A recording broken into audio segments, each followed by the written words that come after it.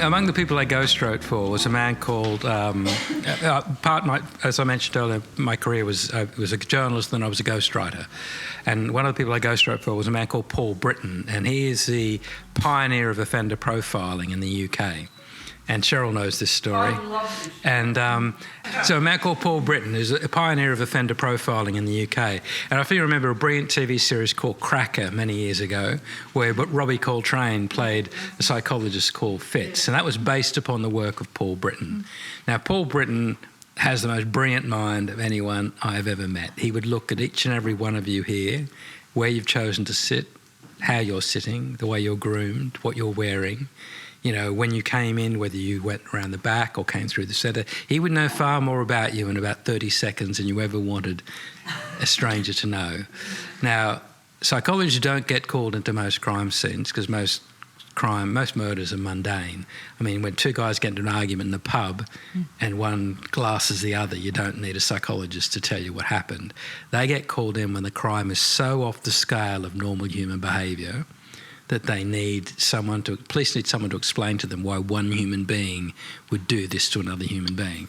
So Paul was called into 29 Cromwell Street in Gloucester when 3 bodies were discovered in the back garden of a house belonging to Fred and Rosemary West. Yes. Now, Fred and Rosemary West were denying all knowledge of how these bodies got into their garden, and so Paul Britton walked through the garden, he looked at these bodies, there was evidence they had died slowly and painfully over a period of time. And then he walked through the house, then he went back to the police station and he watched Fred and Rosemary West being interviewed, denying all knowledge, even though one of the bodies was their eldest daughter, Heather. And then he sat down with the senior detective and said, right, you're dealing with serial sexual psychopaths. This is how they meet, this is how they combine. And he listed point by point. He profiled the killers. He said, Brad and Rosie, they were the killers. And the very last point he made was they bury their bodies close because they like to fantasize about what they've done. And so the senior detective said, OK, so that's why they've used the garden. And Paul Britton said, no, they've used the garden because the house is full. They dug up the basement and found 7 bodies in the basement of the house. OK, I don't write serial killer books, but when I created my characters of Joe O'Loughlin and Cyrus Haven, I wanted them to have that sort of understanding of human behaviour.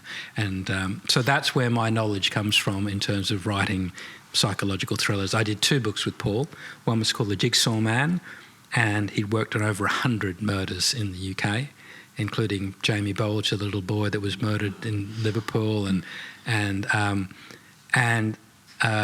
even a book that, you know, The Secret She Keeps, which was turned into the TV series, that was based on the kidnapping of a baby called Abby Humphries from the Queen's Medical Centre in Nottingham, and Paul worked on that case as well. And so that's where my knowledge comes from.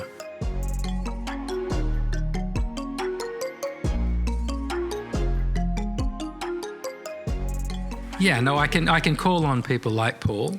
I do remember, I tell the story, I was doing an event I did a tour in New Zealand a few years ago, and I told a Paul Britton story. I mentioned how when I was working on I've heard it that many times. But I told another story. I told when we began working on the second book, which is about his clinical work, because his knowledge came from having worked in Rampton and Broadmoor and secure psychiatric hospitals, where he's having to make decisions every day whether people could be treated or could be released ever. And I told a story when I went up to start. He lives just in Market Harbour, just in Leicester, and I went up to work with him, and his wife and 2 kids just weren't anywhere. And which was unusual, and so I just said to him at one point, so Paul, what have you done with Marilyn and the kids? Buried them in the garden. And he just looked at me with these piercing eyes and said, why do you ask? And so I told that story, and then I was signing books afterwards, and this young guy in his early 20s came up to get a book signed and said, do you remember who I am? And I looked at him and said, you're really familiar, but I don't. He said, I'm Paul Britton's son.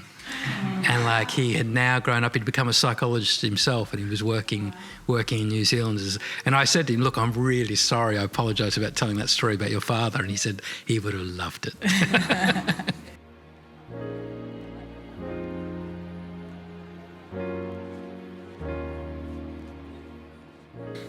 don't know what I'd say. What would you say? I would say just keep looking for the book that engages with you, because like my son is a reluctant reader, or was a reluctant reader, until he found the books that absolutely spoke to him, and I spent many years trying to find books and try to find books from libraries that he might like, and then he ended up really loving the Jack Heath books, which is he's an incredible Australian writer for both kids, and he has the Hangman series, the crime series for adults as well.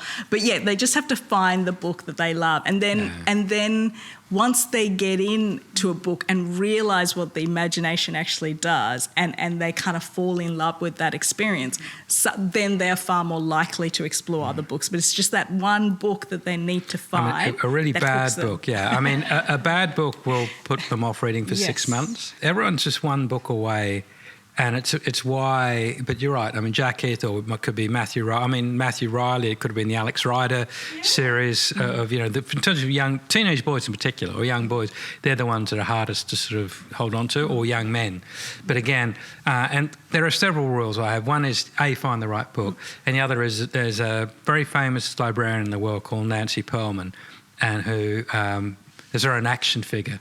Very famous librarian in America, and she has what's known as the 100-page rule, and you subtract your age from 100, and that's how many pages you give a book.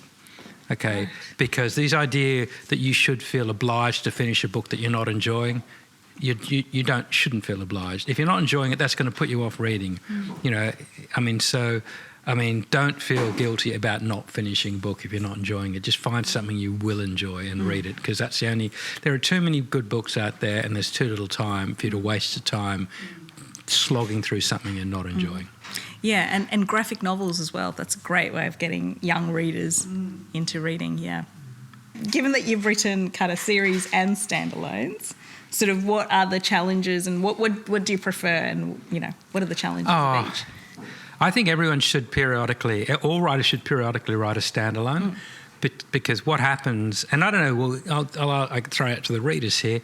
Sometimes the readers are intimidated. Like if you've never read an Ian Rankin and there's 25 Rebus books, you think, well, I really want to go back and read the first one. And it's like getting involved in another Netflix series and thinking, I've got too many series I'm involved in. I don't want to get involved in another one. And so sometimes if you're looking at a long series, people will be put off by it because they feel as though they have to start at the beginning. And that's why standalones, like when people have never read me and they say, what should we read first? I'll always encourage them to pick up a standalone, because if they like that, then they're going to be invested enough to go and read a series. But I think everyone, and it gives publishers an opportunity to take a writer, if they've, to do a different sort of campaign with a writer if they write something that's a standalone. So series are good in terms of royal readership, but every so often do a standalone because it just gives you something fresh. That's good, because my next one's a standalone. Good. There you go. There you go.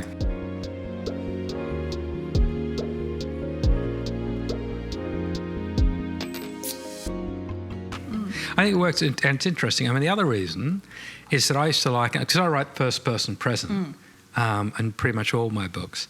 I liken it to spending a year in a two-man tent with my best friend, which is the main character. And it doesn't matter how good a friend they are, after a year, you are sick of them. You are you want a break from them.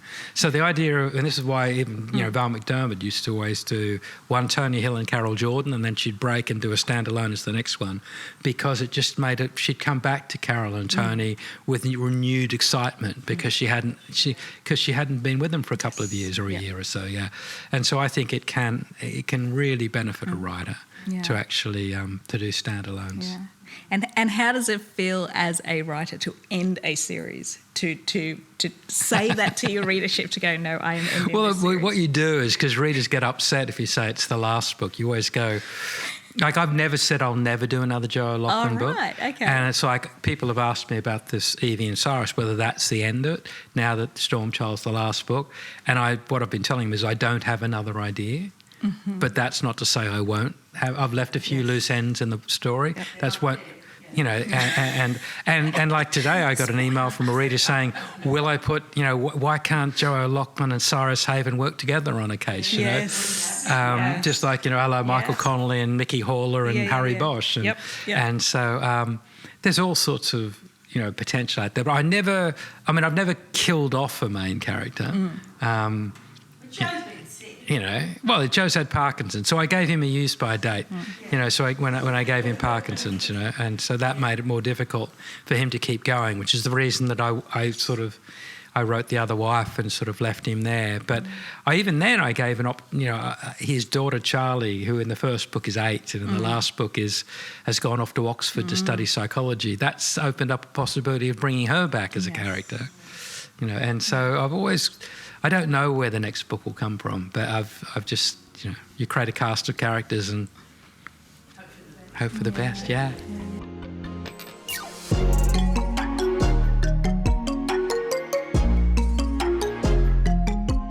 Yeah, it's funny. But when I started my career, I mean,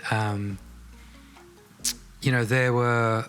I mean, if for a reader to contact you, I mean, there was no social media. You know, there was no, I think, you know, MySpace or whatever, that didn't exist, or Facebook or whatnot, and so I know people looking at me blankly here, and so literally, for someone would have to write you a letter, and if it was a bad letter, the publishers would never send it on, you know, and you know, because, you know, all those women sending naked photographs I never got.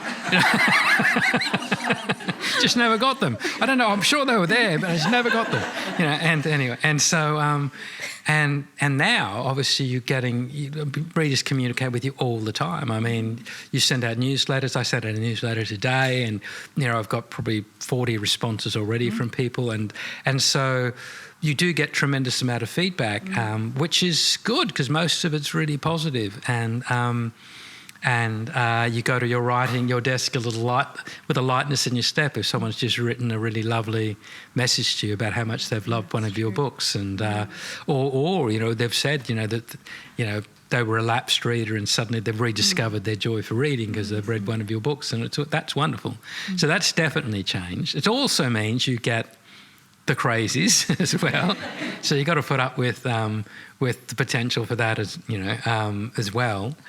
But I think it has brought readers much closer, and also it's meant, even, you know, as much as, you know, COVID was sort of a disaster for a lot of people. I mean, I sat back, and it sounds terrible when everyone was saying, you know, that we're all in this together. And I'm going, no, I've been self-isolating for 29 years.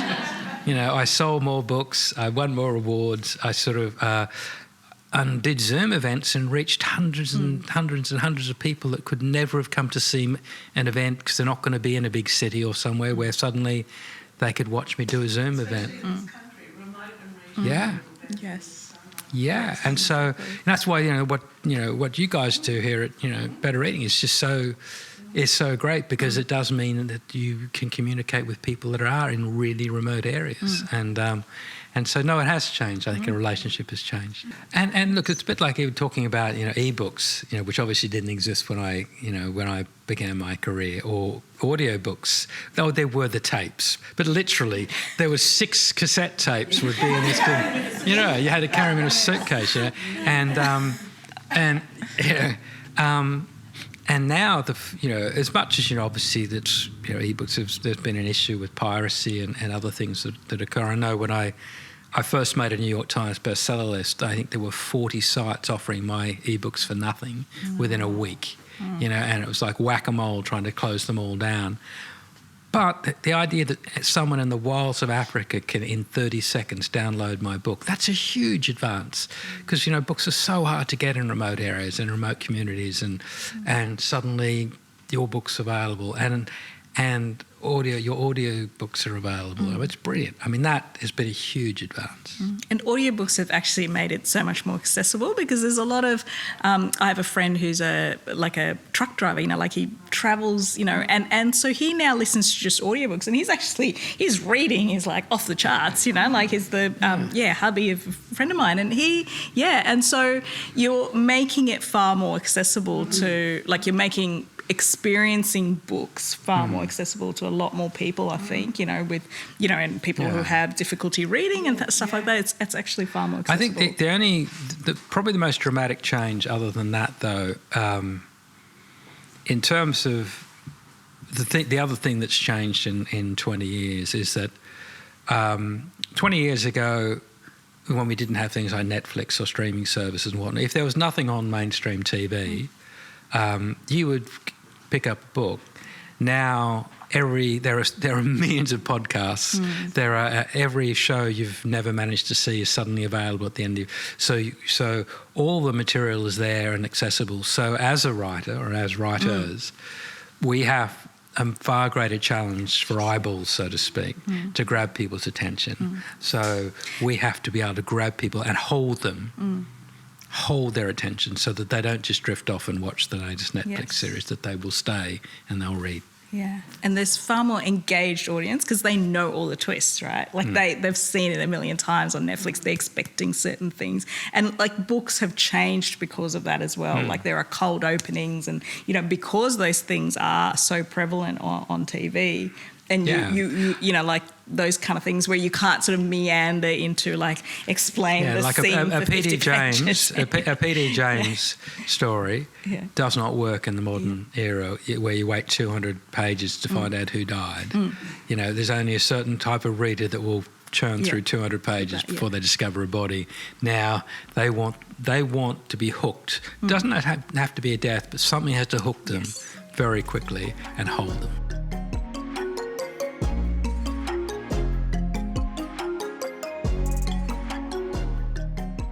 I still love crime. I mean, although I must admit, writing it has changed the reading experience slightly. So there's now less, not as many books that can really like grab me and like I have genuinely no idea where it's going. So they're getting less and less. But then when I find those books, I'm like enjoying them so much more. So I still there are certain authors who I know are like sort of auto-buys are kind of a sure thing for me, and I know that they're gonna hit the mark for me because like I still enjoy being fooled, and I love that. I love it when someone can do that. Yeah, so it's funny where I'm less enamoured with the idea of the twist or the plot, because a lot of the time I will pick the twist, and I sort of accept the fact that when people are reading my books that some people will pick the twist, pick the end. But if I've created characters they really care about and there's enough going on with them, they want to know what the fate of those characters will be, they'll hang on in there. And they're not going to say at the end, oh, well, I picked the twist, I didn't enjoy that. They're going to go, oh, thank God they got out of it type thing, I mean, it's not necessary. There are some books that it's all about the puzzle, whereas to me, it's never about the puzzle.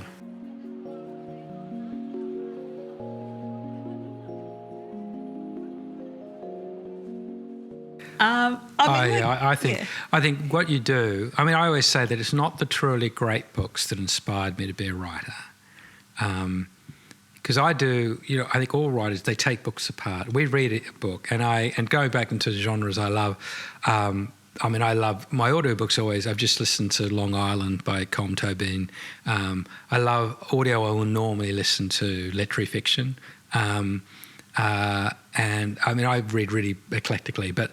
It's not these great books that inspire me. I take books apart. I'm sure you do the same thing. You'll see. You'll see the mechanics. We can see, just like an engineer can't look at a bridge without going, there are the pressure points there. That's how it was put together. Okay, a writer cannot read a book without seeing the architecture and exactly how it was put together. Until you read a book that is so magnificent, you cannot see the joins to get your fingers in there to take it apart to see how it was put together. And when I come across a book like that I cannot take apart, I weep because I think I'm never going to be that good. But they're not the books that inspire me because they just depress me. The books that inspire me are the ones that I think that would have been so much better if that chapter had gone before that chapter, or if they had hidden that detail a bit longer, or that's when, and all writers should be doing that, taking books apart, because that's how you become a writer, when you begin recognising why a book works and where it doesn't work and whatever. Well, I think we're going to end that. Thank you so much.